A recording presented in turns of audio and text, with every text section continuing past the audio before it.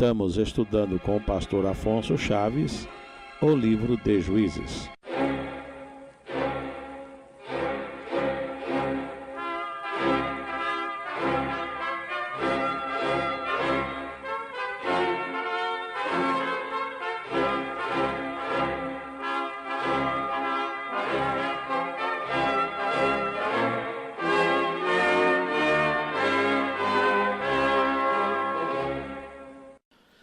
Em prosseguimento a nossos estudos nas Sagradas Escrituras, nos encontramos agora no livro de Juízes, no capítulo 8, onde estivemos interrompendo a última vez, na última oportunidade de estudo, e reiniciamos a partir do verso 33.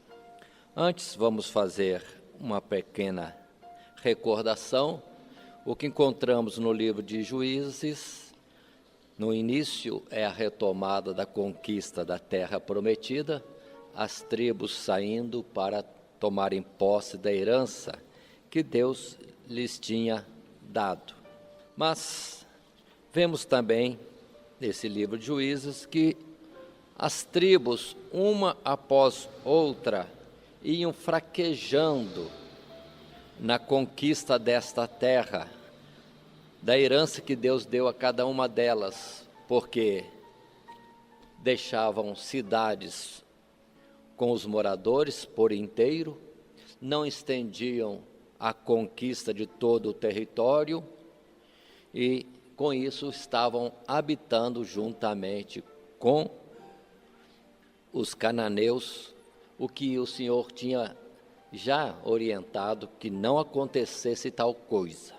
E na continuação também, não só habitaram juntos, como tiveram parentesco, porque os casamentos mistos começaram a existir entre os israelitas e os cananeus. E por fim Deus disse que não ia mais retirar aquelas nações, os povos que ficaram de entre eles, mas serviriam para espinho para eles e como prova se seriam fiéis ao Senhor ou não, tendo ao lado povos que não cultuavam a Deus, cada um com o seu Deus particular. E vemos que, em consequência disto, morrendo Josué e sendo também recolhidos outros homens dos mais antigos, que viveram e tiveram a experiência com Deus e a travessia do deserto, o povo se afastou de Deus. E ficou sendo um ciclo. O povo se afastava de Deus, vinha sobre eles o mal, porque os seus inimigos prevaleciam contra eles, dominando. A opressão era grande, eles clamavam ao Senhor, o Senhor tinha misericórdia deles, levantava um líder, um chamado juiz, que conduzia-os, livrava-os, fazia-os permanecer fiéis ao Senhor, e até que esse juiz também era recolhido. Assim terminava o ciclo. Com a falta do juiz, outra vez desviavam-se, os povos vizinhos tomavam conta deles, dominavam, clamavam ao Senhor, Deus tinha misericórdia, levantava um juiz que os livrava e os conduzia até que o juiz morria. Este foi o ciclo constante, e assim poderia ser resumido o livro de Juízes nessa expressão: uma sucessão de líderes que Deus levanta para libertar Israel da opressão de seus inimigos, mas tudo isso porque primeiramente tinham se desviado de Deus. E chegamos assim, como anunciamos, ao capítulo 8, onde temos a narrativa que culmina a história de Gideão. Gideão, aquele homem valoroso que trouxe livramento do povo de Deus, quando da opressão dos midianitas, e agora encerrando a história de Gideão, dizendo que Gideão teve 70 filhos, além de outro filho mais, chamado Abimeleque, e que era filho de uma concubina da cidade de Siquém. O que vemos iniciando a palavra aqui, que Gideão falecendo, nós temos nos versos 33 em diante, que o povo de Israel, conforme o ciclo que já acabamos de falar, se desviou de Deus. A palavra do verso 33 diz: sucedeu que quando Gideão faleceu, os filhos de Israel se tornaram e se prostituíram após os Baalins e puseram a Baal Berite por Deus. Pronto. Aí está esta situação. Não se lembrando de Deus que os livrara da mão dos seus inimigos recentemente, nem de Gideão que lhes dera tão grande livramento, mas se afastaram logo de Deus. E observem o culto a Baal Berite. Baal, um Deus que vai se tornar conhecido e comum na descrição da história de Israel, porque vem estar com o povo de Israel continuamente. Uma hora é Baal Berite, outra hora é Baal Peor, e o nome de Baal sempre vem seguido de um adjetivo conforme a época e o povo que cultua a este Deus, como o próprio povo de Israel também. E Baal Berite está se referindo ao Deus da aliança. Esse seria o sentido. Numa outra tradução, o Senhor da aliança. É esse o Deus que o povo passou a servir, em particular na cidade de Siquém. Siquém, lembremos da cidade de Siquém, que foi onde Jacó esteve peregrinando, onde Diná foi desonrada, onde houve aquela tragédia em que Simeão e Levi vieram a matar os homens daquela cidade, e a cidade permanece até hoje com esse nome mesmo, Siquém, que era aquele que habitou no tempo de Jacó nesta região. Mas na sequência dos fatos, vamos encontrar a história falando a respeito de Abimeleque, um dos filhos de Gideão. Lembrando, segundo a citação da palavra no verso 1, filho de Jerubaal. Lembremos que Gideão popularmente teve o seu nome trocado para Jerubaal. Observe o Baal aí, porque Gideão destruiu o altar de Baal, destruiu o bosque em sua homenagem, e o pai dele o defendeu, dizendo que ninguém contendesse por Baal. Se Baal fosse Deus, Baal contenderia por si mesmo. E esse nome Jerubaal significa contenda Baal com ele. É esse o sentido da palavra. E assim, Gideão, também chamado Jerubaal, tem esse filho Abimeleque, filho de uma concubina da cidade de Siquém, que descrevemos agora há pouco.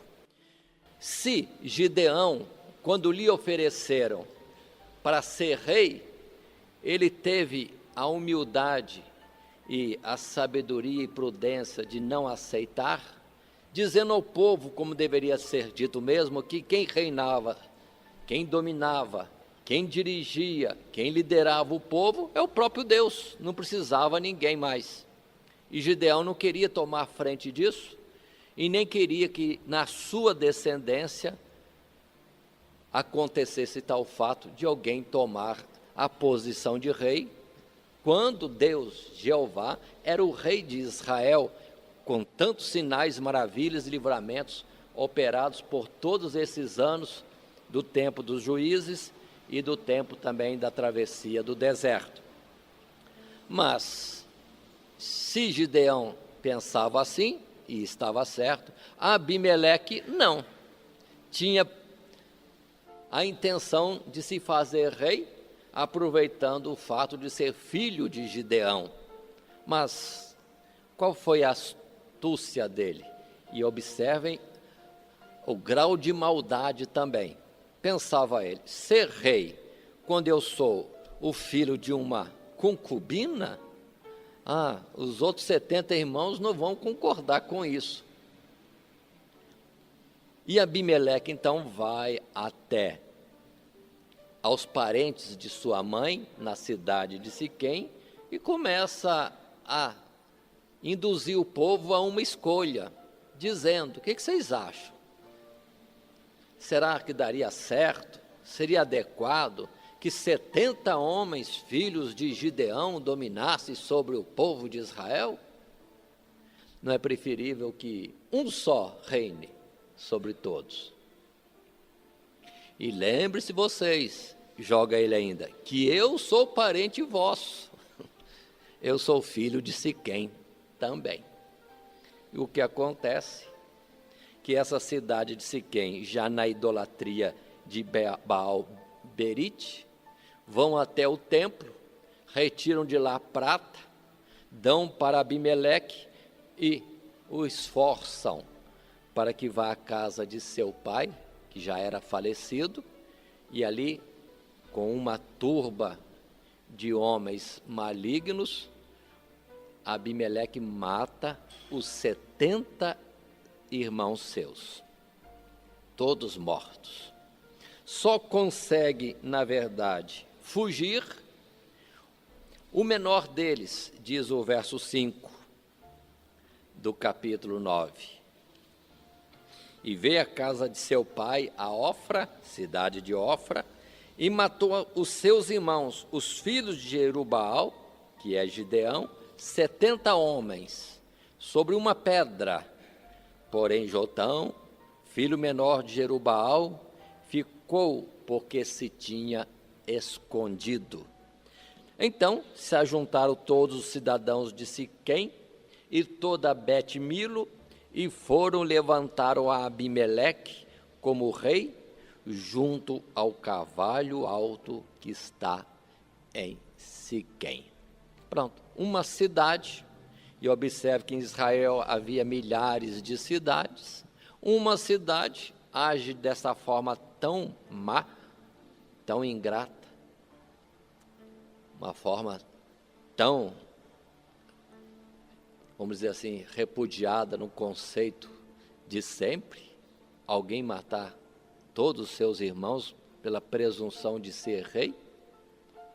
Uma cidade estabelece a esse homem como rei de Israel. Não tem sentido. Não tem sentido isso. Mas já estava lançado. Quando a palavra no verso 6 diz, e é toda Bet-Milo, a tradução dessa palavra é casa da fortaleza.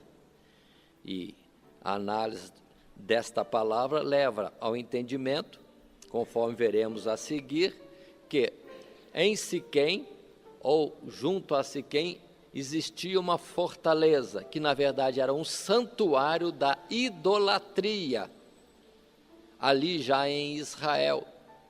E Siquém é perto de Jerusalém, tem aqueles montes conhecidos de Ebal e Gerezim, onde na verdade a ordem de Deus foi que de um monte e de outro monte, o povo de Israel, umas às outras tribos, se respondessem, proclamando a bênção e a maldição. Bênção em seguir ao Senhor e maldição quando se afastassem. Ali está Siquém, junto a esses montes, perto de Jerusalém. Muito bem, aí está um rei constituído por uma cidade. Tudo errado, mas o que se poderia dizer? Num tempo tão difícil e com um povo afastado de Deus, de fato estavam cegos espiritualmente, fazendo coisas assim tão absurdas.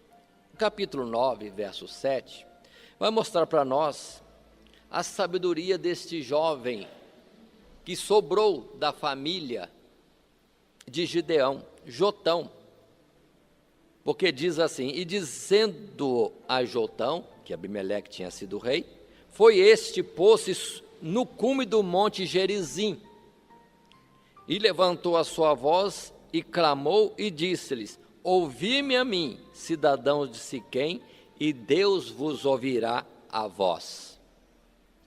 E ele conta uma fábula aqui do verso 8 até o verso 20, o que na verdade termina não só com a história, mas com uma verdadeira profecia em juízo contra essa atitude tão ruim, tão má, dos moradores de Siquém e de Abimeleque. E a história é esta, começa no verso 8. A fábula, a linguagem figurada é esta. Foram uma vez as árvores a ungir para si um rei, e disseram à oliveira, reina tu sobre nós. Porém, a oliveira lhes disse, deixaria eu a minha gordura, que Deus e os homens em mim prezam, e iria a labutar sobre as árvores? Paremos um pouco. Qual o sentido dessa primeira frase? Ele está mostrando que as árvores quiseram um rei, referindo naturalmente, em figura, aos moradores de Siquém que quiseram constituir um rei. E foram buscar a oliveira. A oliveira produz azeitona, produz o azeite, coisas boas. A oliveira é nobre. Mas a oliveira disse, deixarei eu de produzir o azeite, a gordura, e que é tão apreciada para estar lutando, labutando sobre as árvores? Não, de forma nenhuma. Não deixaria a minha função tão nobre por uma coisa dessa. A fábula continua no verso 10 dizendo, então disseram as árvores à figueira, vem tu e reina sobre nós. Porém a figueira lhes disse, deixaria eu a minha doçura e o meu bom fruto e iria labutar sobre as árvores? A figueira também, árvore nobre, produzia bons frutos, o figo tão apreciado. Não. O que tem de missão é muito nobre, não vou deixar essa minha missão. Terceira tentativa das árvores, em figura os moradores de Siquém, querendo constituir o líder. Então disseram as árvores à videira, vem tu e reina sobre nós. Porém a videira lhes disse, deixaria eu o meu mosto, ou o vinho, que alegra a Deus e aos homens, e iria labutar sobre as árvores? A videira também não quis. Estava muito bem na sua missão de produzir as uvas, e das uvas o vinho. Não queria estar pelejando pelas outras árvores. Finalmente, verso 14, então todas as árvores disseram ao espinheiro, vem tu e reina sobre nós. Espinheiro? É o espinheiro. O que o espinheiro tem de bom? Nada, só tem coisa de ruim, só presta para o fogo. Mas as árvores escolheram o espinheiro. Verso 15, e disse o espinheiro às árvores, se na verdade me ungis rei sobre vós, vinde e confiai-vos debaixo da minha sombra.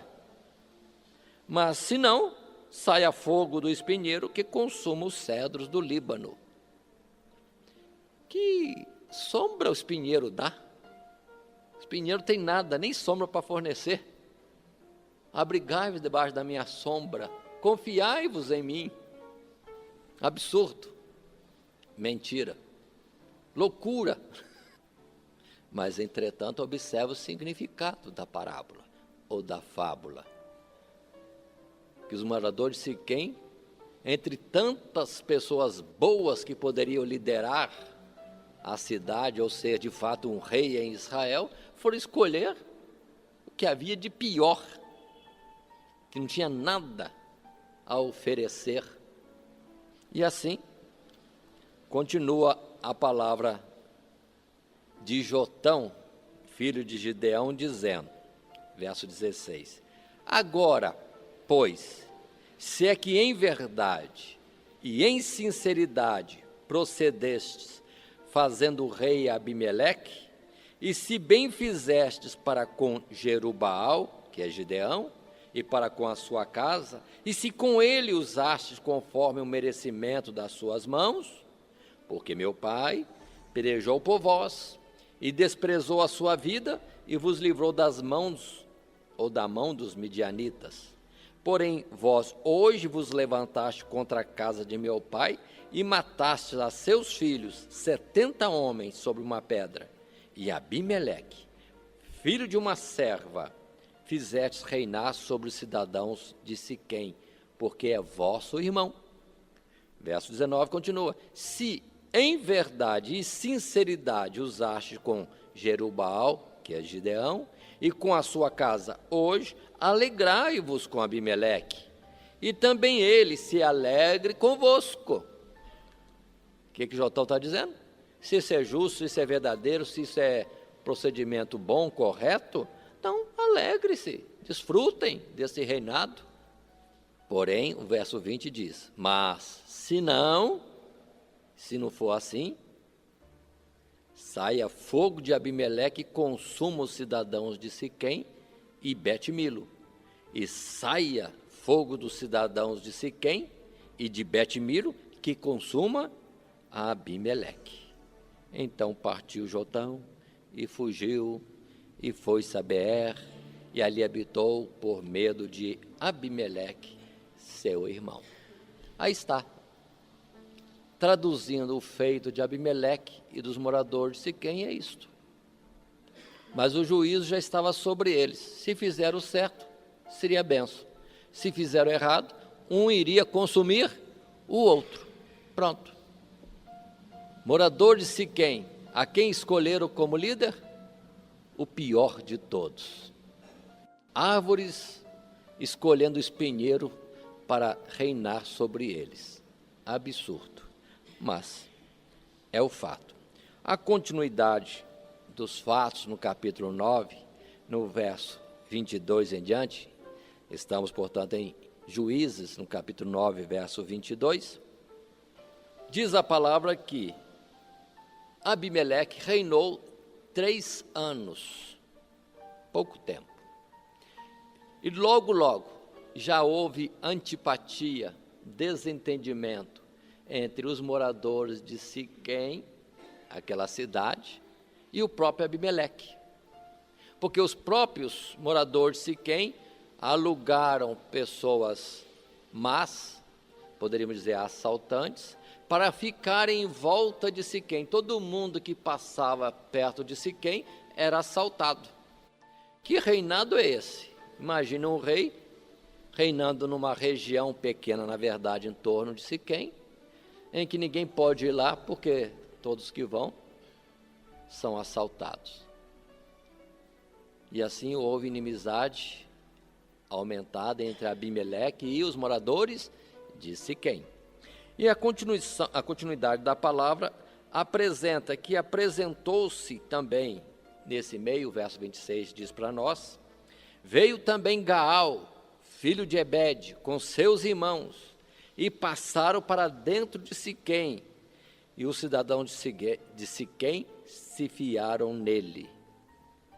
Alguém estranho, com um grupo de parentes, veio à cidade e foram recebidos. O verso 27 vai dizer que, estando juntos, esses estranhos que chegaram com os moradores de Siquém, saíram ao campo, colheram as vinhas, pisaram as uvas, produziram naturalmente com o pisar da uva o vinho, cantaram canções, festejaram, beberam, comeram, e depois, diz o final do verso 27, amaldiçoaram a Abimeleque. Então, no meio de um banquete, bebendo e comendo, naturalmente já alegres pelo vinho, ou bêbados em outra expressão, talvez mais avançada, mais clara também, começaram a declarar de uma forma assim pública a aversão a Abimeleque. Esse tal Gaal que chegou na cidade aproveitou, diz a palavra, que ele se oferece para ser o novo líder da cidade. Que o 28 diz assim: e disse Gaal, filho de Ebed, quem é Abimeleque? E quem é Siquém para que o servíssemos? Não é porventura filho de Jerubaal? E não é Zebul o seu mordomo? Zebul, mordomo de Abimeleque. Servia antes aos homens de Amor, pai de Siquém. Pois, por que razão nós o serviríamos a ele, a Abimeleque? Paremos. Pronto, esse Gaal apresenta-se agora para ser o líder. Por que vocês vão servir a esse fulano, que é de outra cidade? Vamos servir, aí sim, diz a palavra aqui, a Amor, pai de Siquém, está evocando, chamando, citando a origem da cidade, no tempo mais antigo, tempo de Jacó. Aquele Amor, pai de Siquém, no tempo em que Diná foi deflorada, desonrada. Ele voltou lá atrás. Vamos estar tratando de nós mesmos como uma cidade antiga e servir aos que são da cidade. Aqui fica a dúvida se os que moravam na cidade eram cananeus ainda, resultado e, vamos dizer assim, gerações seguintes daquele povo do tempo de Jacó. Ou então, que os moradores da cidade de Siquém já estavam tão desviados e misturados, de tal forma com os povos, que se sentiram mais estranhos do que, na verdade, israelitas. E concordaram. Mas o fato é que esta rebelião foi anunciada a Abimeleque. O capítulo 9 continua nos versos seguintes, mostrando que Zebul, que era o mordomo ou governador da cidade de Siquém, avisando Abimeleque, e é feito então uma emboscada, a batalha, e por fim, todos os moradores de Siquém são mortos por Abimeleque. Isso já vamos encontrar no verso 45. E Abimeleque pelejou contra a cidade todo aquele dia, e tomou a cidade, e matou o povo que nela havia, e assolou a cidade, e a semeou de sal. Aí está. Aquela profecia de Jotão cumpriu-se. O próprio Abimeleque, que os moradores de Siquém esforçaram para aquela maldade toda de matar os seus próprios irmãos, eles agora estão sendo mortos pelo próprio Abimeleque. A sequência aqui da história, depois do verso 45, é que Abimeleque continua na sua peleja contra o que resta ainda ligado a esta cidade de Siquém. Verso 48. Podemos ler um pouco antes, em 46 em diante. O que ouvindo todos os cidadãos da torre de Siquém, observa a palavra torre, lugar forte, entraram na fortaleza, justamente que é o Berite, ou Baal Berite, o santuário da idolatria, em casa do deus Berite, verso 47. E contou-se a Abimeleque que todos os cidadãos da torre de Siquém se haviam congregado. Subiu, pois, Abimeleque, diz o verso 48, e vai acontecer ali uma luta, e todos os moradores daquela fortaleza foram queimados, porque Abimeleque cortou troncos de árvore e levou até a torre, e disse a todos aqueles que eram seus seguidores, fazei o mesmo. E assim se ajuntou muita madeira ao redor da torre, e colocaram fogo, e assim todos que estavam na torre foram mortos. O verso 49 no final diz que todos os da torre de Siquém morreram, uns 1000 homens e mulheres, fora os que já tinham morrido na própria cidade, e agora na fortaleza ao lado. Pronto, sobrou ninguém. Só sobrou Abimeleque, o único, de toda aquela maldade. Mas, diz a palavra, na continuação, temos no verso 50, então Abimeleque foi-se a Tebes, e a sitiou, e a tomou. 51. Havia, porém, no meio da cidade, cidade de Tebes, uma torre forte, e todos os homens e mulheres e todos os cidadãos da cidade se acolheram a ela, e fecharam após si as portas, e subiram ao telhado da torre. Também em Tebes, uma outra cidade, contra a qual Abimeleque foi lutar, havia uma torre, para onde todos correram e fugiram, e subiram até o telhado. Abimeleque foi fazer de novo a proeza, atacar essa torre, e aproximou-se. E lá de cima uma mulher jogou uma pedra, um pedaço de mó, que mó, lembrando que é a pedra do moinho, jogou de cima a baixo e acertou na cabeça de Abimeleque. E ele saiu fora e mandou ao seu pajem de armas que o matasse, para que ninguém dissesse que Abimeleque morreu pela mão de uma mulher. E assim ele é traspassado, morto, para se dizer que alguém o matou voluntariamente, e não que a mulher lhe tinha ferido e o matado, enfim. E o verso 56, que é importante, lemos agora: assim Deus fez tornar sobre Abimeleque o mal que tinha feito a seu pai, matando os seus 70 irmãos. E o 57, como também todo o mal dos homens de Siquém fez tornar sobre a cabeça deles, e a maldição de Jotão, filho de Jerubaal, veio sobre eles. Monte Gerizim, Monte Ebal, o pronunciar das bênçãos e das maldições. E aqui tão rápido, não demorou muito. Talvez 3 anos apenas. Na continuidade, entramos agora no capítulo 10. São versos que, de uma forma muito resumida, se fala de outros juízes. No verso 1 diz: e depois de Abimeleque se levantou para livrar Israel Tola, filho de Puá, filho de Dodô. E o verso 2 conclui dizendo que este juiz julgou a Israel 23 anos. 23 anos. Se nós contarmos os juízes desde o primeiro, passando por Débora e por Baraque, contando-os também, não contando Abimeleque. Abimeleque não pode ser tomado como um juiz, porque ele não esteve levantado por Deus julgando a terra. Foi só um caso isolado numa região perto de Siquém. Tola seria já o 7º juiz.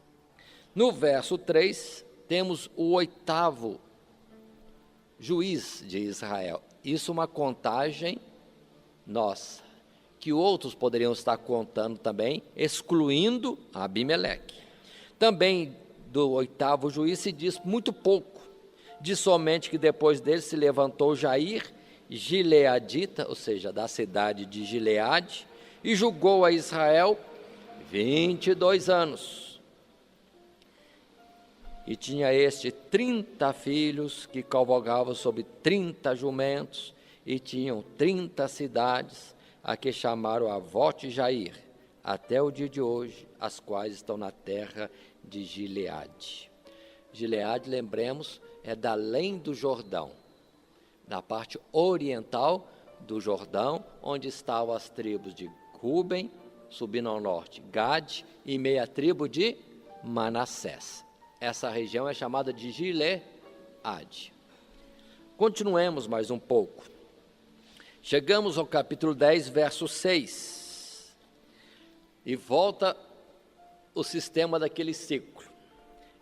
Então tornaram os filhos de Israel a fazer o que parecia mal aos olhos do Senhor, e serviram aos Baalins, e a Astarote, e aos deuses da Síria, e aos deuses de Sidom, e aos deuses de Moabe, e aos deuses dos filhos de Amon, e aos deuses dos filisteus, e deixaram o Senhor, ou seja, a Jeová, aquele que é, e não o serviram.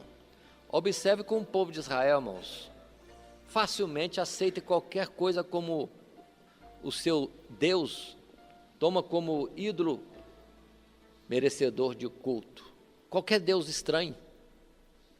Mais tarde vamos ver que Deus vem a reclamar isso. Qual o povo que abandonou o seu Deus, ainda que não era Deus? Mas Israel, meu Deus, como é volúvel, facilmente se deixa levar, qualquer coisinha, pronto, qualquer outra personagem apresentada como digna de culto, passava a ser o seu Deus, e Deus dos povos inimigos, tomando o povo inimigo como modelo e vindo a servir os seus deuses. Absurdo, isso é um absurdo completo. Mas está acontecendo assim, pelo que a palavra diz que Deus outra vez os abandonou, e vieram os filisteus, passaram a dominá-los, como também os filhos de Amon. Assim diz o final do verso 7. Os amonitas, lembrando que Amon e Moabe são os filhos de Ló, pelos quais o povo de Israel passou sem tocar em suas terras, porque Deus disse, essa terra não vou dar para vocês, porque são filhos de Ló, e por amor a Ló, Deus deixava essas nações existirem. Mas agora Israel está subjugado, dominado pelos amonitas. O verso 8 diz, a opressão avançou por 18 anos, e era grande a opressão, e o povo ficou muito angustiado, e foram então clamando ao Senhor. Verso 10, então os filhos de Israel clamaram ao Senhor, clamaram a Jeová, dizendo, contra ti havemos pecado, porque deixamos o nosso Deus e servimos aos Baalins, deuses diversos, deuses familiares, em tanta quantidade. Como hoje é costume, cada um tem o seu santo de devoção. Assim o povo de Israel também tinha. Mas deixam os Baalins e vão clamar ao Senhor. E o Senhor responde de uma forma também agora contrária. Verso 11 até o verso 14, observa as palavras que Deus diz. Porém o Senhor disse aos filhos de Israel, porventura, dos egípcios, e dos amorreus, e dos filhos de Amon, e dos filisteus, e dos sidônios, e dos amalequitas, e dos maonitas, que vos oprimiram, quando a mim clamastes, não vos livrei eu, então, da sua mão? Contudo, vós me deixastes a mim, e servistes a outros deuses, pelo que não vos livrarei mais. E ainda o verso 14, andai e clamai aos deuses que escolhestes, que vos livrem eles no tempo do vosso aperto. Então Deus também agora fez que o povo lembrasse bem, de quantos povos eu livrei vocês, e vocês escolheram esses deuses aí, então clama eles agora para livrar vocês. Escolheram esses deuses, então fiquem com eles. Felizmente, o que temos, a reação do povo de Israel, é um verdadeiro arrependimento. Verso 16.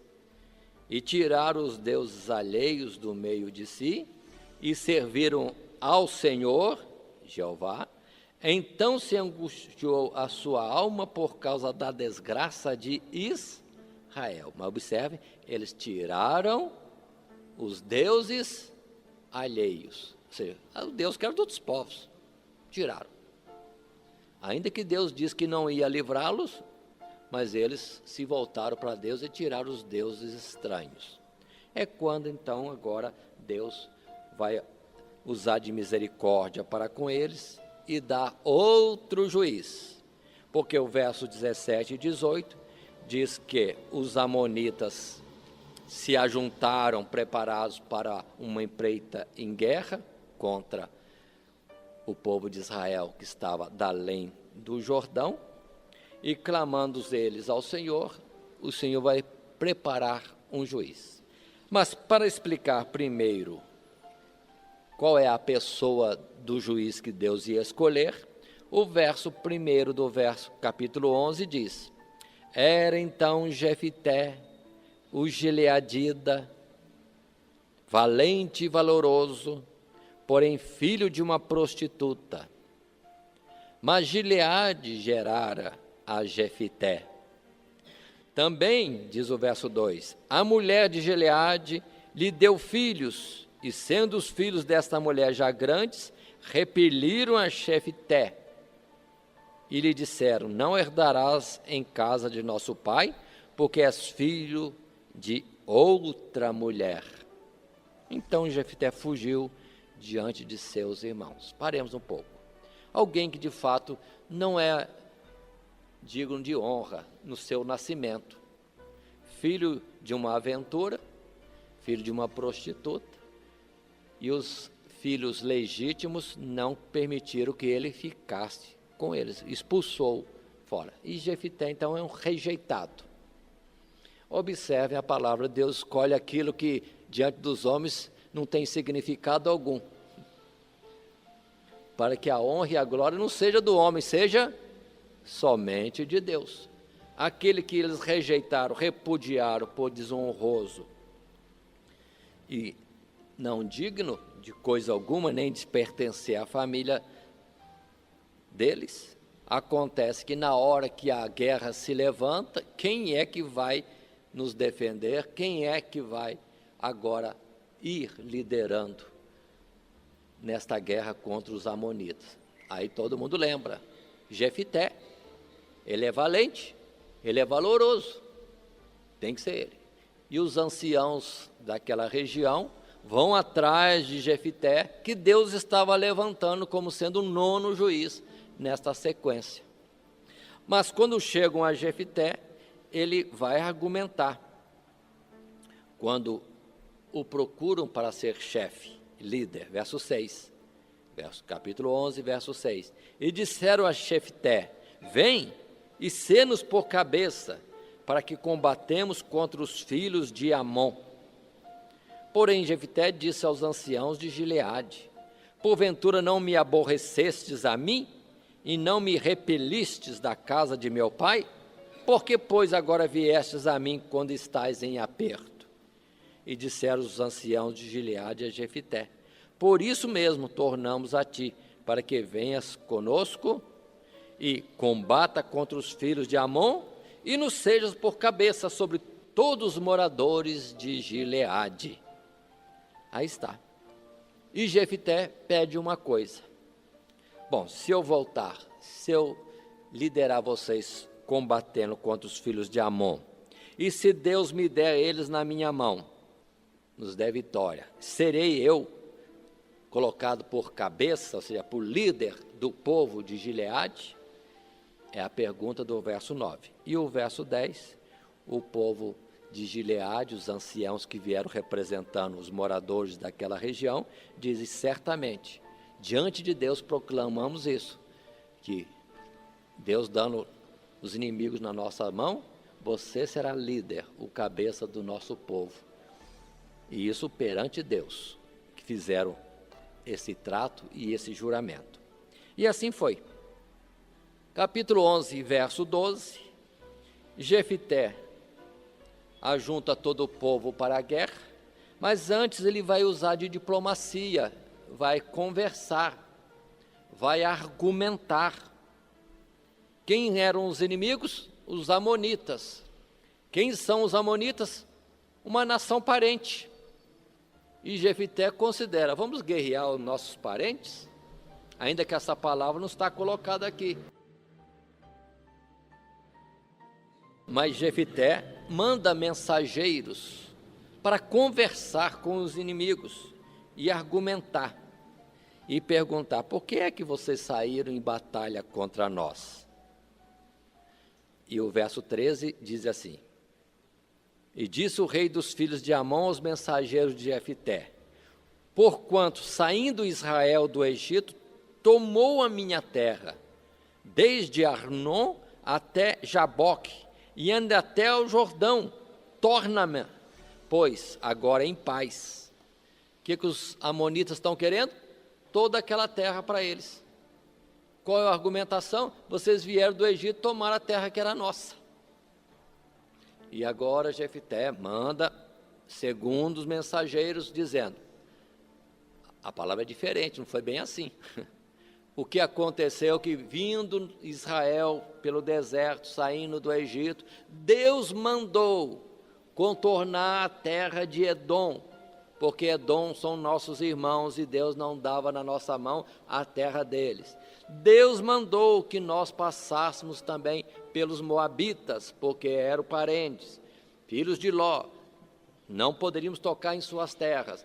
Também Deus mandou que nós estivéssemos contornando Amon, e nós fomos direto para Seom, e ele não quis deixar-nos passar, e levantou guerra contra nós, nós lutamos contra ele, ganhamos a batalha, e Deus deu para nós esta terra.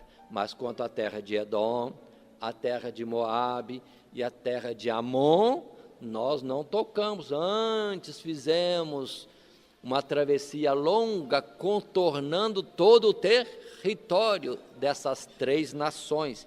É isso que Jefté está falando. Verso 18, por exemplo, depois andou pelo deserto, rodeou a terra dos Edomitas, depois a terra dos Moabitas, e depois, e segue a palavra aqui, indo diretamente, verso 19 agora, mas Israel enviou mensageiros a Seom, rei dos amorreus, e esta terra de Seom é que nós conquistamos e que Deus deu para nós. E argumenta ainda, lá mais na frente, no verso 26, capítulo 11, verso 26, Jefté argumenta com os inimigos. Enquanto Israel habitou 300 anos em Esbom, e nas suas vilas, e em Aroer, e nas suas vilas, e em todas as cidades que estão ao longo de Arnon, por que o não recuperaste naquele tempo? Então Jefté trouxe toda a argumentação histórica, e mostrando que Israel habitava ali já há 300 anos. Que agora, depois de 300 anos, eles vão dizer que a terra é deles, que Israel tomou. Não, Israel não tinha tomado. Já estavam morando ali há 300 anos. E Arnon é o limite da terra dos amonitas. Então não era território deles. Entretanto, os inimigos não querem conversa, querem entrar de fato em peleja. O verso 29 diz, então o Espírito do Senhor veio sobre Jefté, e atravessou ele por Gileade e Manassés, porque passou até Mispa de Gileade, e de Mispa de Gileade passou até os filhos de Amon. E vai dar-se a batalha mesmo, porque o inimigo não quer razões, nem argumentação. Querem de fato guerrear e tomar terras de Israel. Nesse meio tempo, capítulo 11, verso 30 e 31, nós temos uma precipitação deste homem que mostrou-se tão sábio, tão prudente, fez uma precipitação. Qual foi a precipitação? Fez um voto a Deus. E não precisava, porque Deus já estava com ele, Deus já estava impulsionando para um livramento de Israel. E assim o verso 30 e 31 diz, e fez Jefté um voto ao Senhor e disse, se totalmente deres os filhos de Amon na minha mão, aquilo que saindo da porta de minha casa me sair ao encontro, voltando eu dos filhos de Amon em paz, isso será do Senhor, isso será de Jeová, e o oferecerei em holocausto. Precisava fazer voto? Não precisava fazer voto. Para que fazer voto? Por acaso queria um mérito, fazer um negócio com Deus? Se eu me der, eu te dou. Seria isso? Fica a questão levantada. mas na verdade fez um voto. Saberia ele o que sairia da sua casa quando ele voltasse? Não sabia ele. Aqui foi a imprudência de Jefté. Na sequência dos fatos, temos que Deus deu vitória a Jefté e aos moradores de Gileade, venceram os amonitas, e terminada a batalha, Jefté retorna para casa. E quem é que vem ao seu encontro? Verso 34.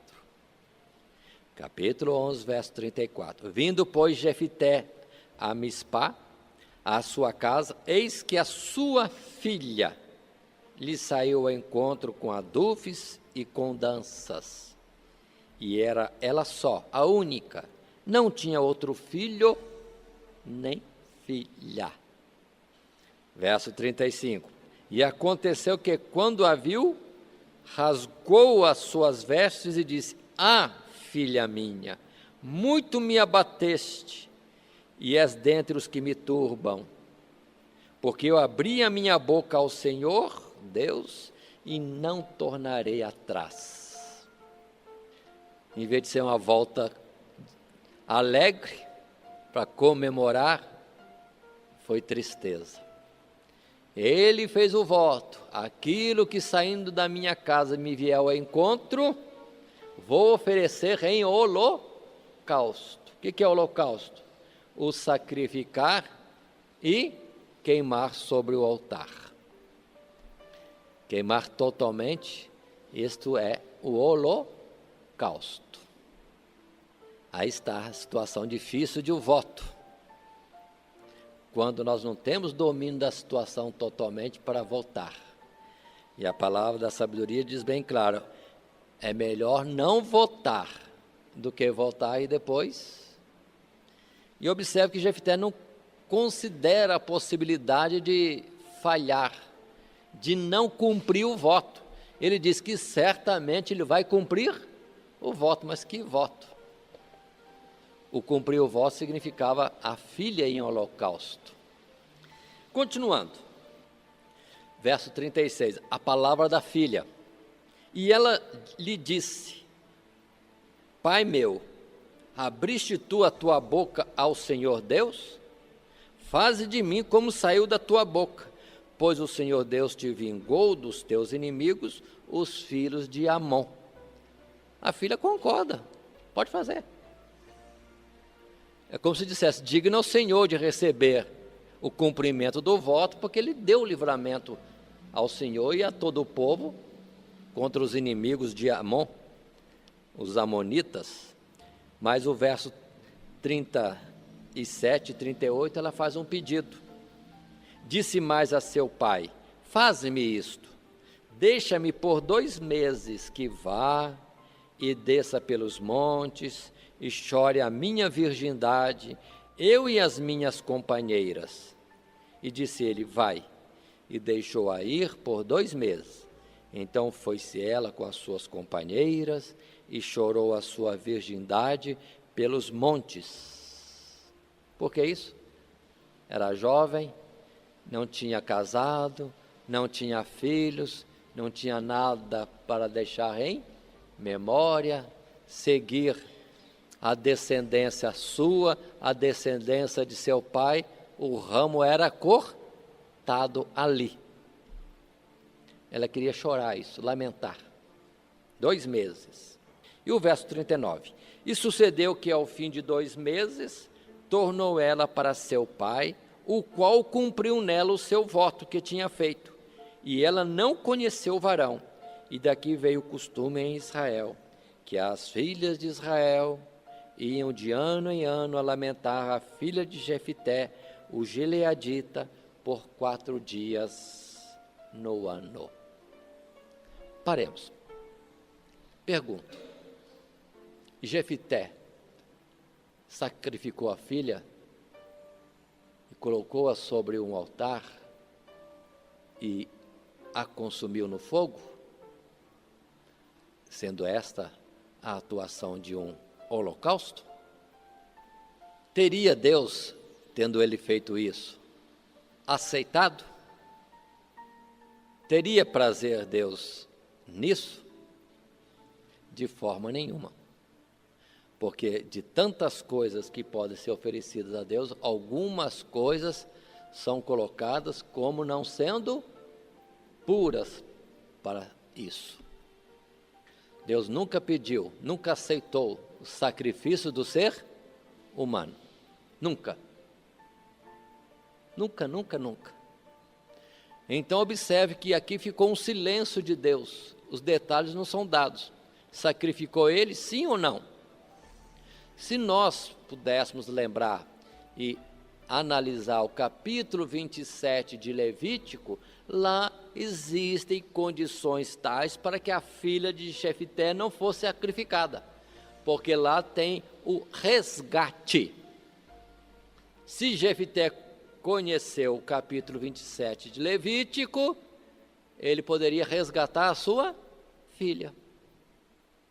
Porque também a palavra diz bem claro, quando alguém ofereceu ao Senhor alguma coisa que não pudesse ser levada sobre o altar, que aquilo fosse resgatado. A filha de Jefité, pela pureza de Deus, pela ordem ritual do santuário, não poderia ser oferecida em holocausto a Deus. Deveria então, numa atuação legítima, ser resgatada. E aí sim, o preço do resgate iria para o altar, por exemplo, uma novilha, uma cabra, um cordeiro, poderia ser sacrificado sobre o altar, mas tanto o resgate, o preço do resgate, como também o resgatado, pertenceriam ao Senhor. Aí a filha continuava viva, não seria oferecida sobre o altar em holocausto, mas continuaria sendo consagrada a Deus, sem ser imolada. Pelo que pode ter acontecido esse fato, porque a palavra diz aqui no verso 39, numa parte que nós já lemos, e ela não conheceu varão. Por que outra vez citar isso? Dentro de uma sequência normal, ela não poderia ser dada a homem algum, porque pertencia a Deus. Foi sacrificado ou não?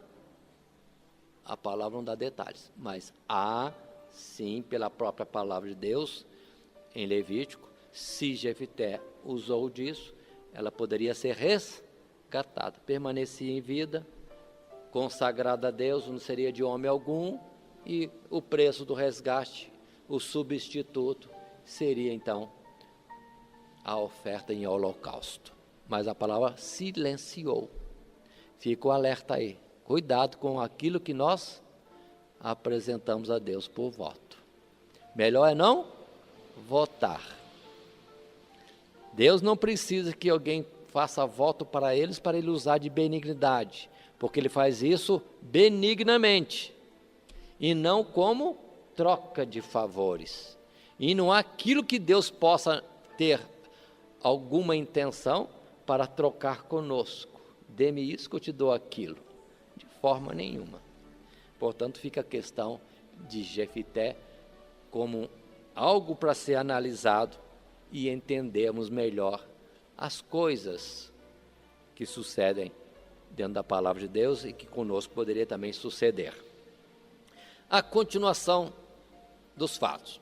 Jefité continua ainda como sendo juiz em Israel. Mas capítulo 12, verso 1 mostra a natureza soberba dos homens, em particular aqui dos homens de Efraim, porque o verso 1 diz assim: então se convocaram os homens de Efraim e passaram para o norte, e disseram a Jefité: por que passaste a combater contra os filhos de Amon, e não nos chamastes para ir contigo? Queimaremos a fogo a tua casa contigo. Que irmãozinhos são esses os nossos, hein? Tribo irmã.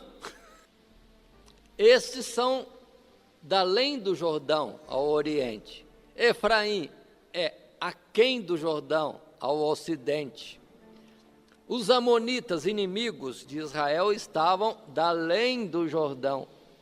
Por que essa presunção de em vez de festejar a vitória do inimigo comum, foi cobrar do irmão: por que você não me chamou para a batalha? Agora eu vou guerrear contigo. Soberba, presunção, vaidade, busca de uma glória vã. Observe que isso aconteceu também com Gideão, em tempos anteriores. A tribo de Efraim, por ser a maior, mais numerosa, sempre está nessa soberba de querer fazer parte de toda a história de Israel, como se dependesse deles a vitória de Jefité, e dependeu somente de Deus. Não levar em conta isso, soberba e exaltação até contra Deus. No caso de Gideão soube contornar, porque felizmente Efraim entrou, ainda pegou um pedacinho da batalha e dominou 2 reis dos inimigos naquela ocasião. Mas agora Efraim não participou de nada. Jefité não tem palavras para argumentar que nem Gideão, a não ser este fato, quando no verso 2 do capítulo 12, Jefité responde. Jefité lhes disse: eu e meu povo tivemos grande contenda com os filhos de Amon, e chamei-vos, e não me livrastes da sua mão. E vendo eu que não me livráveis, pus a minha alma na minha mão, passei aos filhos de Amon, e o Senhor Deus nos entregou nas mãos. Por que, pois, subistes vós hoje contra mim, para combater contra mim? Então observe que Jefité usa alguma argumentação, mas não aceita. O verso 4 vai mostrar que a batalha e os moradores de Gileade, apesar de não serem tão numerosos como a tribo de Efraim, ganham a batalha. Ganham a batalha.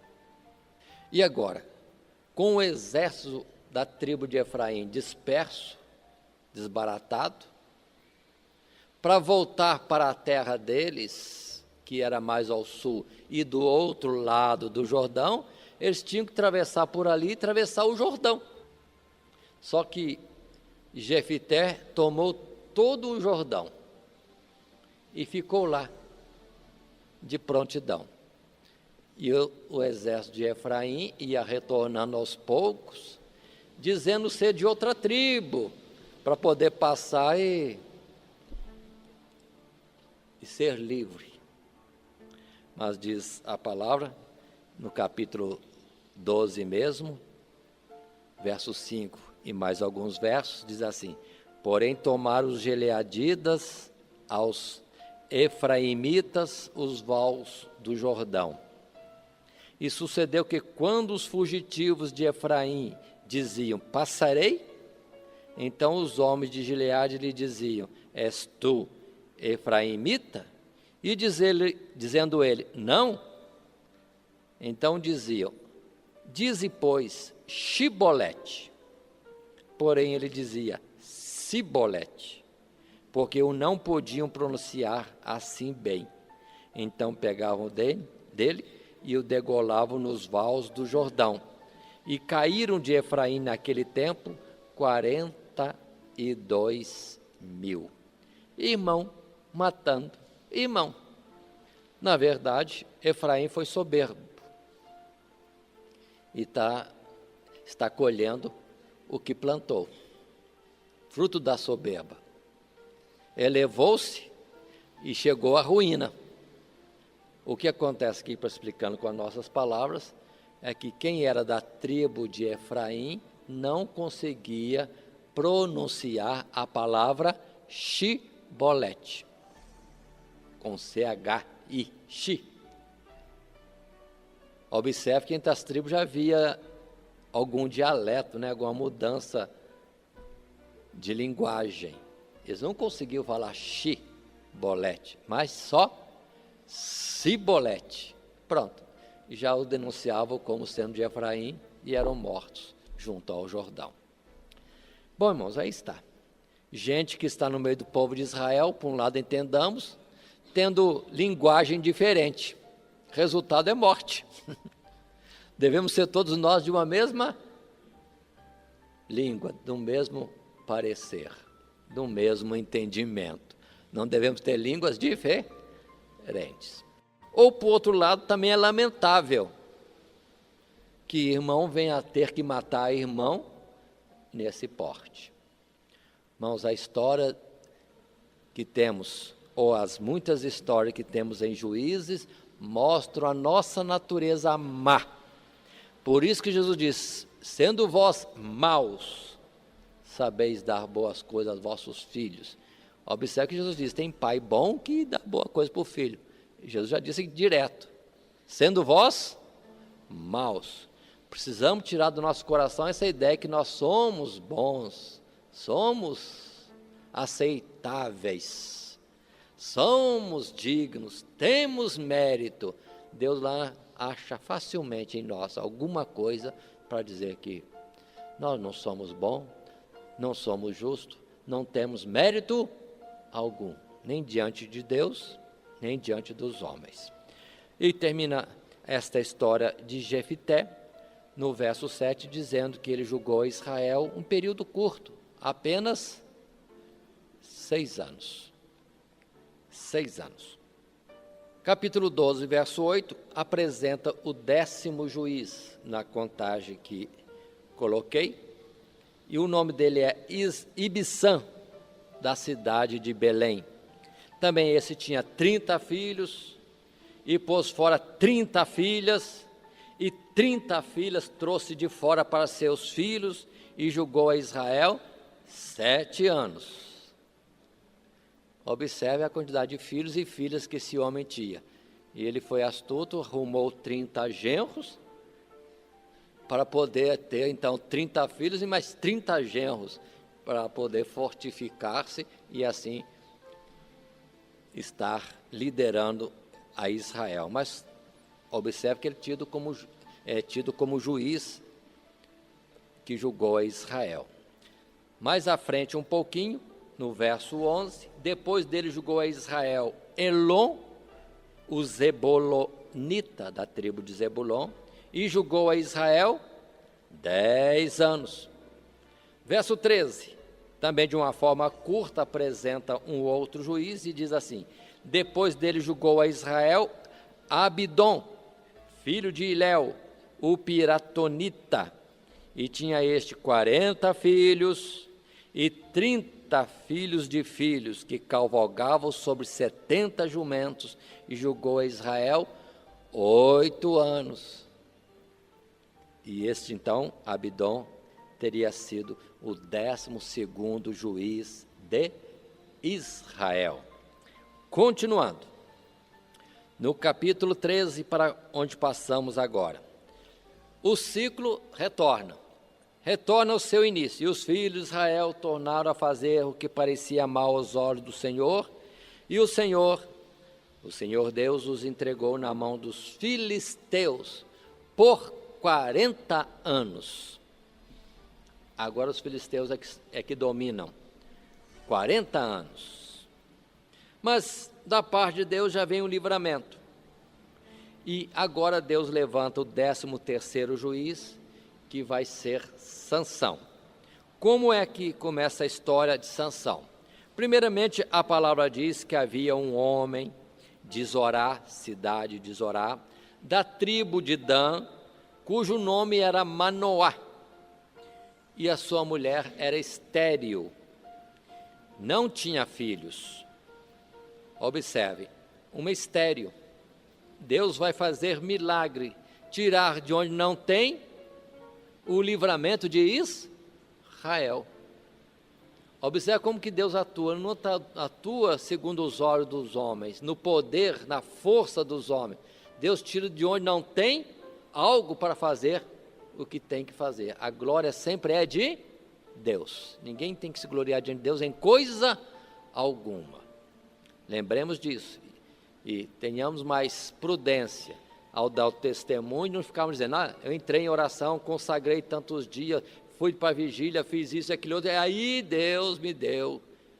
Muitos contam isso como mérito, santidade própria, mas Deus levanta de onde não tem, para que a glória seja dele, sempre e sempre. E essa mulher estéril é visitada por um anjo do Senhor, que vai dizer para aquela mulher que ela, a partir de então, teria que se reservar de todo o fruto da vide, nada de uva, nada de passa de uva, nada de vinho, nada disso, nem coisa imunda alguma poderia ela comer, porque ela conceberia e daria à luz um menino, e este menino seria consagrado a Deus, seria um nazireu, dedicado a Deus, consagrado a Deus desde o ventre de sua mãe. Então ela, mãe, já deveria se preservar desde o seu princípio.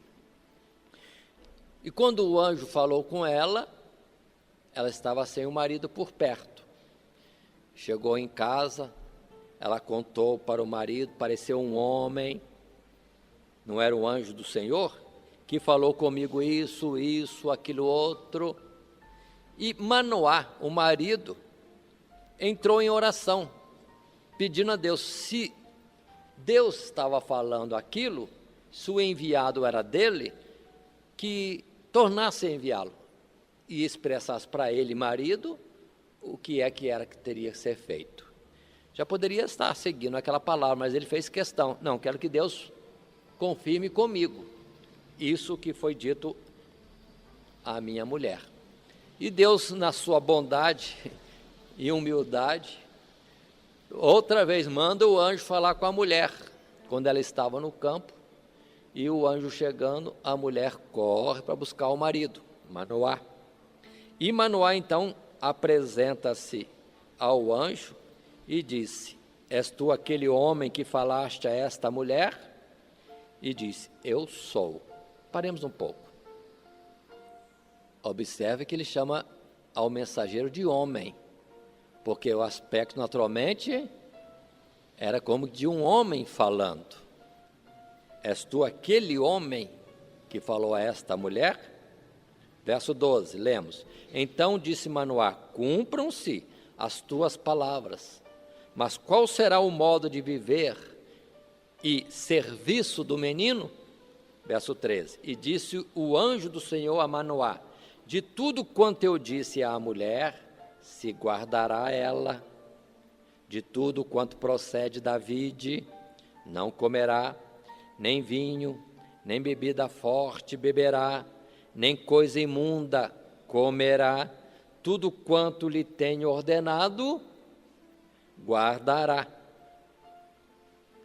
Então Manoá disse ao anjo do Senhor, verso 15, ora, deixa que te detenhamos e te preparemos um cabrito.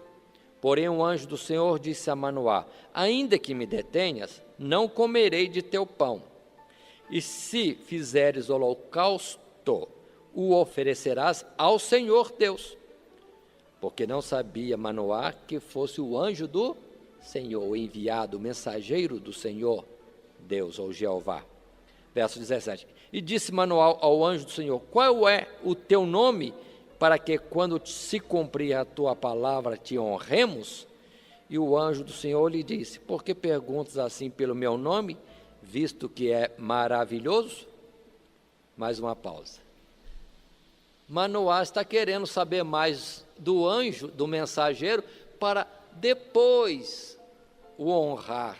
Outra palavra, venerar. Outra palavra, cultuar. Enfim, se desviar em idolatria também. A tendência do homem é fácil de ir. Mas o anjo não dá resposta nenhuma. E lembremos da palavra anterior. Não vou comer o teu pão, e se oferecer um holocausto, oferece-o a Deus. Então, o anjo não aceita. E por que muitos aí estão achando que os santos aceitam? Se são santos de Deus, não aceitam honra alguma, porque toda honra, toda glória, tudo pertence ao Senhor Deus. Se anjos magníficos em poder não aceitam, por que homens, ainda que tendo sido santos, iriam aceitar? Se são santos, vão dizer a mesma coisa.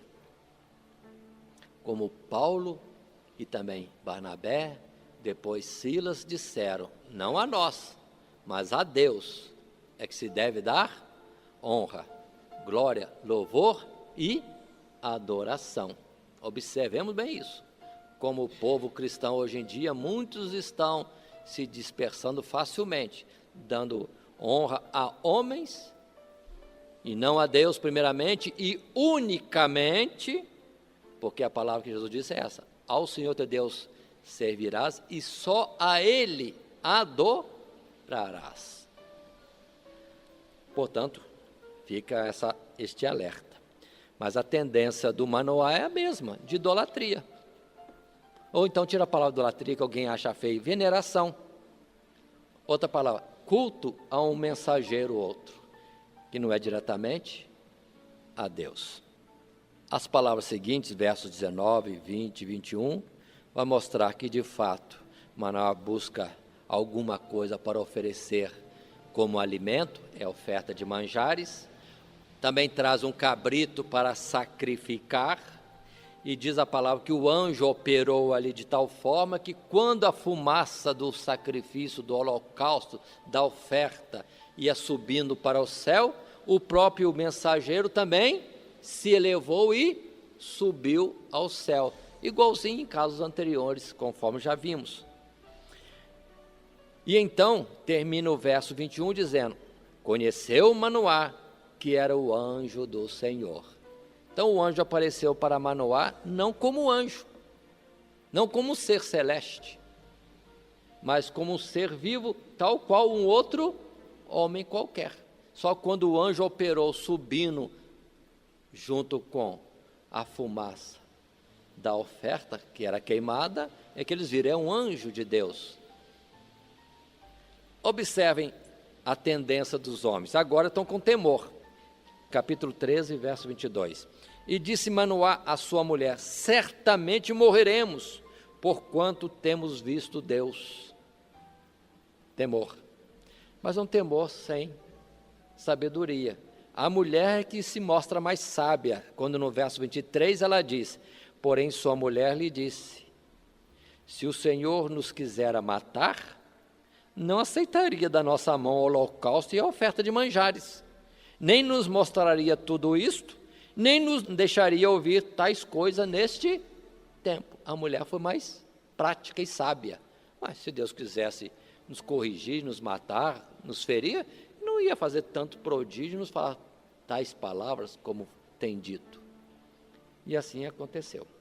Não morreram por causa disso. Deus estava até dando a eles a honra de serem pais de um novo juiz.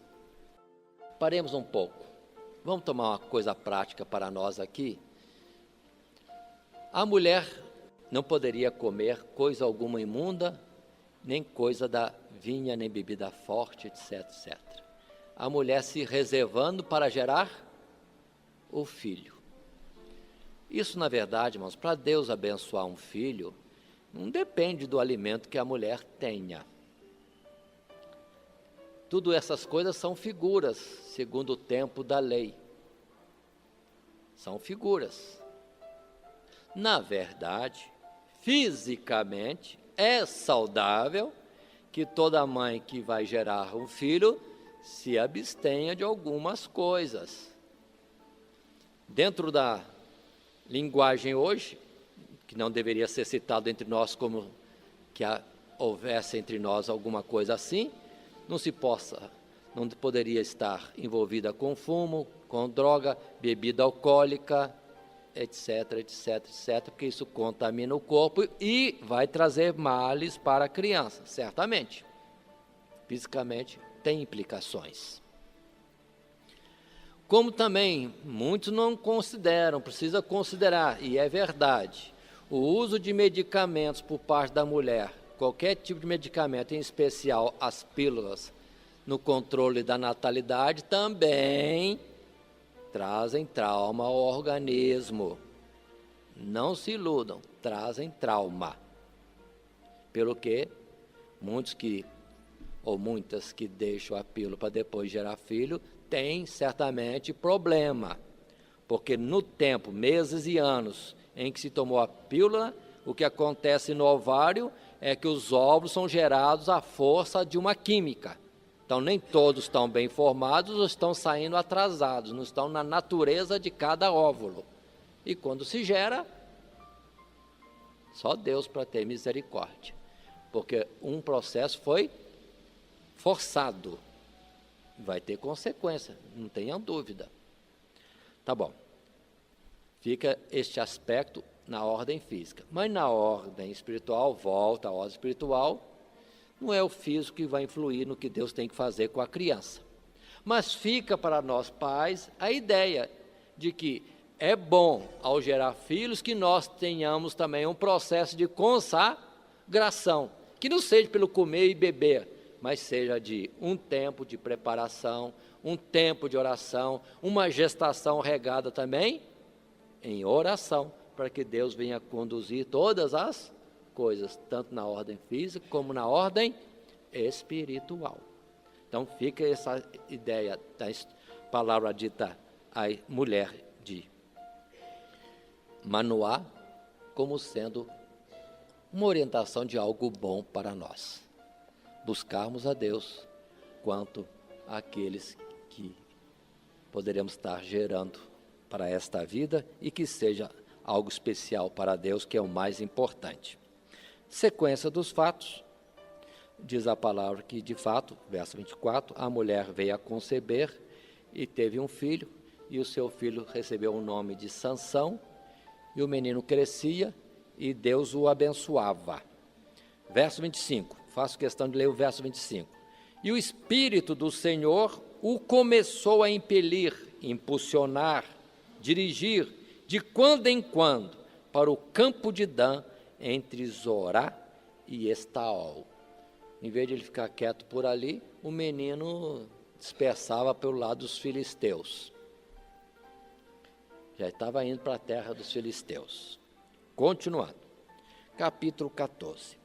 E desceu Sansão a Tina, e vendo em Tina a uma mulher das filhas dos filisteus, subiu e declarou a seu pai e a sua mãe, e disse: vi uma mulher em Tina, das filhas dos filisteus, agora, pois, tomai-ma por mulher. Eu faço questão de voltar ao verso 25. O Espírito do Senhor Deus impulsionava Sansão para os filisteus. Só isso, porque muitos fazem julgamentos diversos de Sansão. Eu acho melhor de ficar com a palavra do verso 25. Deus é que estava impulsionando a Sansão para o meio dos filisteus. Primeira consequência, ele se namora de uma mulher, filha de filisteus. Pede ao pai. Qual a resposta do pai e da mãe nos versos 3 e 4?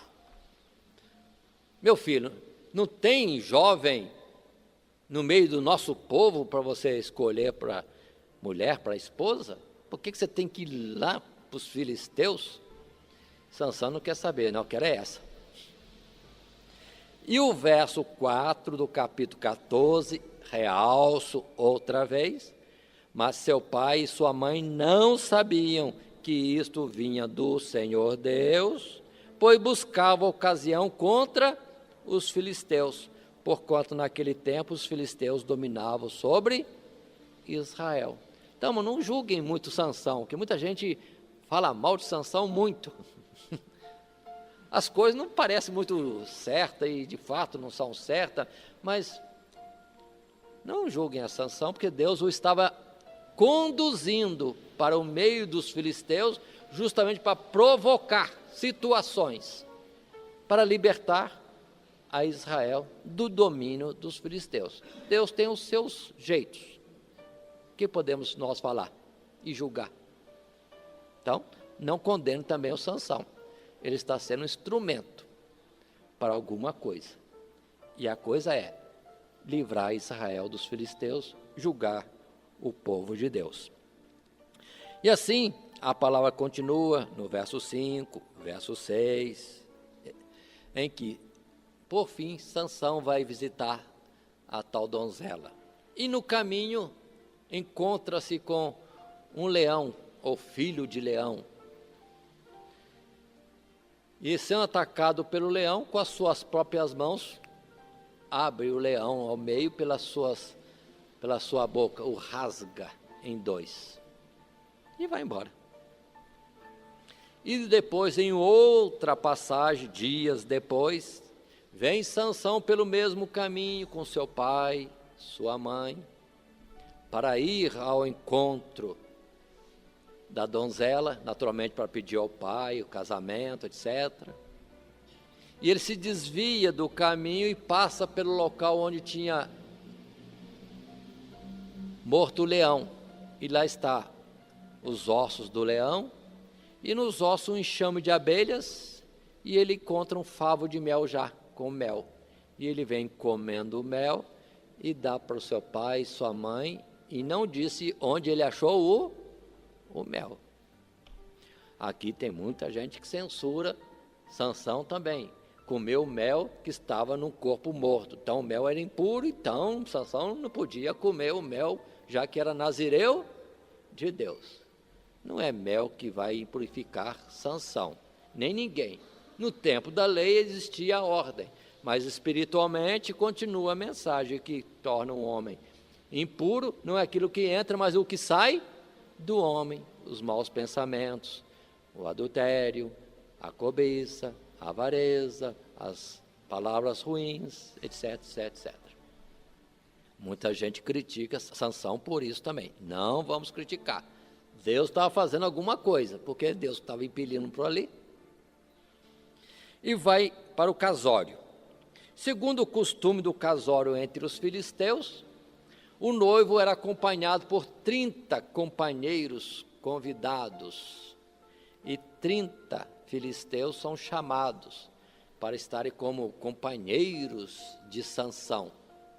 E a festa do casamento acontece como de praxe: o banquete, o comer, o beber, o se alegrar, e os convidados juntos.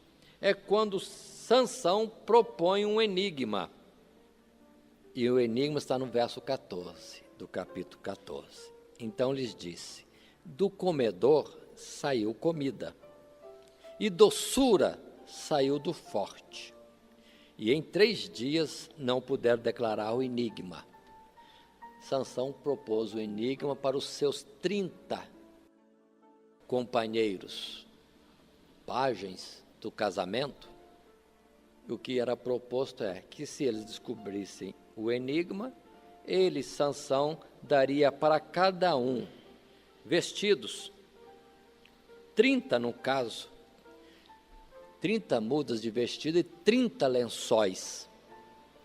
Mas se eles não conseguissem, dariam para Sansão as vestes e os lençóis. E aí, os dias estão correndo daquele matrimônio, lua de mel, conforme o costume da época.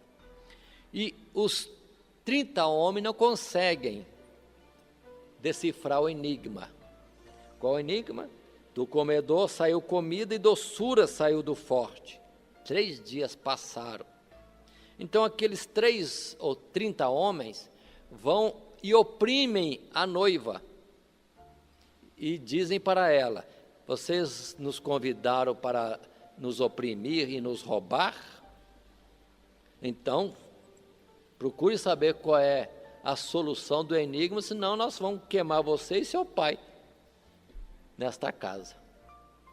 E a noiva, em vez de estar desfrutando do casório, estava lá, preocupada em saber qual o sentido do enigma, e com isso passou a chorar. Imagina uma mulher na lua de mel chorando, reclamando o tempo todo, querendo saber qual é o enigma. E as coisas foram perturbando Sansão de tal forma que ele não conseguiu mais deter o significado. E disse para ela a história do leão e do mel, o leão sendo forte, e daquele forte, entretanto, saiu o favo de mel, que é doce. E a mulher então passou para os 30 o significado do enigma. E eles trazem para Sansão a resposta, verso 18. Disseram-lhe, pois, para Sansão, os homens daquela cidade, ao 7º dia, antes de se pôr o sol, que coisa há mais doce do que o mel? E que coisa há mais forte do que o leão? Logo Sansão captou como é que eles conseguiram a resposta. E diz para eles, no verso ainda 18, e ele, Sansão, lhes disse, se vós não lavrasseis com a minha novilha, nunca terias descoberto o meu enigma. O que Sansão quer dizer? A novilha quer dizer a noiva dele. Agora, esposa, se vocês não tivessem trabalhado com a minha esposa, vocês não teriam descoberto o enigma. Então, Sansão percebeu porque que tinha alcançado a resposta. E vai então e diz, ou melhor dizendo, o que acontece? Verso 19, então o Espírito do Senhor tão possantemente se apossou dele, Sansão, que desceu aos asquelonitas e matou deles 30 homens, e tomou as suas vestes e deu as mudas de veste aos que declararam o enigma. Porém, acendeu-se a sua ira e subiu à casa de seu pai. Ou seja, Sansão vai até uma cidade dos filisteus, Asquelon, e lá ataca 30 homens, mata os 30 homens, povo inimigo, e tira as suas vestes e dá para os companheiros do casamento, pagando a sua dívida. Coisas que nós vamos reputar por feias. Não se faz tal coisa hoje, seria reprovado. Mas observe desde os versos anteriores que eu frisei e mais o verso 19. Então o Espírito do Senhor. Deus é que estava provocando um reboliço para ir incomodando os filisteus para que Israel tivesse sossego e fosse livre. Tanto assim, capítulo 15, verso 1, passam-se os dias.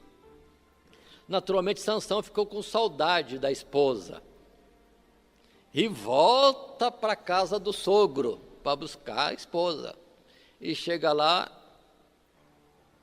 o até então sogro diz para ele, olha, nós pensávamos que você não queria mais ela e demos ela para outro. Agora não pode ser mais sua, já é de outro. Toma outra irmã dela, que é mais nova, mais formosa, leva outra. Mas Sansão não quis saber. E no verso 3 do capítulo 15, então Sansão disse acerca deles, inocente sou esta vez para com os filisteus, quando lhes fizer algum mal. O que acontece é que Sansão tomou 300 raposas, diz o verso 4, e ligou-as pela cauda, 2 a 2, e colocou um tição de fogo no meio. Imagine raposas com um tição de fogo no meio delas, amarrada uma a uma, pela sua cauda e com fogo no meio, soltou no meio da plantação dos filisteus. 300 raposas dariam 150 pares. Raposas, naturalmente, com fogo pegando na cauda, saiu disparados, desbaratados por toda a lavoura dos filisteus e colocou tudo a queimar. É isso que aconteceu, o verso 5 do capítulo 15. E chegou o fogo aos tições e largou-os na seara dos filisteus, e assim abrasou os molhos com a sega do trigo e as vinhas com os olivais. Toda a lavoura da oliveira, da vinha e o trigo foram queimados. Aí vão atrás do causador. Os filisteus perguntam, quem colocou fogo? Sansão. Por que Sansão fez isso? É por causa do sogro dele que deu a mulher para outro. E vão os filisteus e queimam a casa do sogro de Sansão com tudo o que estava dentro. Olha, perturbações entre os filisteus. E vão atrás de Sansão. a guerra está levantada. Entram para ajudar adentro, procurando Sansão. O povo de Judá clama: por que vocês estão levantados contra nós? O que fizemos nós? E eles disseram: queremos Sansão. Queremos Sansão. Não é contra ninguém, é contra Sansão. O que acontece é que os próprios conterrâneos de Sansão vão até ele, muitos homens de Judá vão até ele e querem entregá-lo para os filisteus. E Sansão não oferece resistência. Verso 12. Então somente pede uma condição. E disseram-lhe: descemos para te amarrar, para te entregar nas mãos dos filisteus. Então Sansão lhes disse: jurai-me que vós mesmos me não acometereis. Ou seja, vocês mesmos não vão me ferir. Verso 13, e eles lhe falaram, dizendo: não, mas fortemente te amarraremos e te entregaremos na mão dos filisteus, porém de maneira nenhuma te mataremos. E amarraram-no com 2 cordas novas e fizeram subir da rocha. Sansão deixou-se amarrar e ser levado pelos próprios conterrâneos para ser entregue aos filisteus. Não ofereceu resistência. Só que ao que chegou lá no meio dos filisteus, outra vez a palavra diz que o Espírito do Senhor veio sobre Sansão. Sansão rompeu as cordas como se fosse coisa nenhuma e então dá-se uma batalha. Sansão sozinho contra os muitos milhares de filisteus. E assim, diz a palavra que venceu-os todos nesta batalha. Isso está no verso 14 até o verso 17.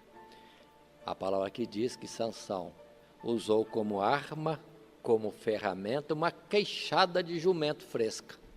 Viu do lado ali uma queixada de jumento, depois de romper as cordas, pegou a queixada e foi derrotando os filisteus. O verso 17 diz que ele chamou aquele lugar Ramate Leí. Leí significa queixada, Ramate altura ou monte.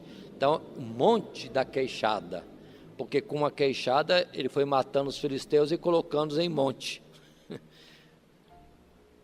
Esta foi a forma que Deus usou para perturbar os filisteus.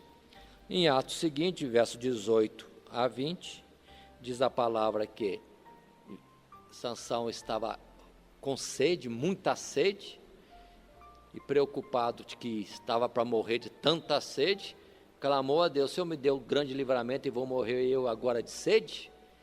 E Deus fez abrir uma fonte que jorrou água e bebeu então Sansão da água que Deus lhe fez surgir. E chamou aquela fonte a fonte do que clama, porque ele clamou a Deus e Deus lhe deu o livramento dessa batalha. Capítulo 16. Sansão vai a Gaza e viu ali uma prostituta e coabitou com ela.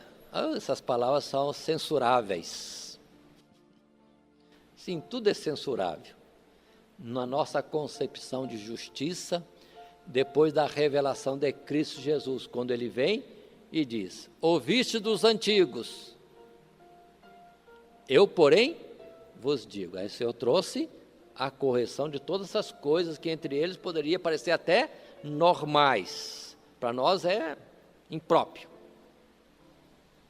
Não se imagina que Sansão, nazireu de Deus, estivesse envolvido com a prostituta. Mas para eles era como normal. Lembremos, com Jesus é que vem a correção e o comportamento correto, para ninguém se justificar no passado e querer fazer como no passado. Não. Aquilo do passado era o tempo da ignorância do povo de Israel. Bom, com isso, motivo outra vez para haver discórdia entre Sansão e os filisteus moradores da cidade de Gaza. O que acontece, que sabendo que Sansão estava enamorado dessa fulana, na cidade de Gaza, querem destruí-lo, matá-lo, mas ele, com astúcia, sai de madrugada, arranca o portão da cidade. Observe bem a força que ele tinha, arrancar um portão de uma cidade, que era colocado ali para o exército não entrar, ser obstáculo para uma força armada numa guerra. E ele arranca o portão e leva o portão nas costas até o alto do monte e deixa lá, saindo da cidade. Continua a palavra dizendo que depois Sansão vai enamorar-se de outra mulher. Isso está no capítulo 16 agora, a partir do verso 4. Diz assim: depois disso aconteceu que se afeiçoou a mulher no vale de Soreque, a qual se chamava Dalila. E aqui nós vamos interromper nosso estudo, nesse capítulo 16, verso 4, para estarmos dando continuidade em outra oportunidade, sendo que o nosso tempo, no momento, já tem avançado bastante. Que Deus nos abençoe em Cristo Jesus. Amém.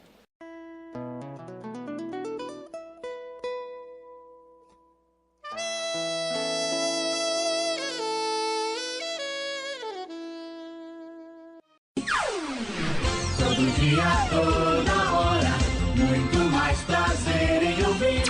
Radionete Grata Nova. Web Rádio, a qualidade que faz a diferença, cada vez mais necessária. Rede Grata Nova de Evangelização. Acesse nosso site www.horadadecisão.com.br. Hora da Decisão, tudo junto, sem acento.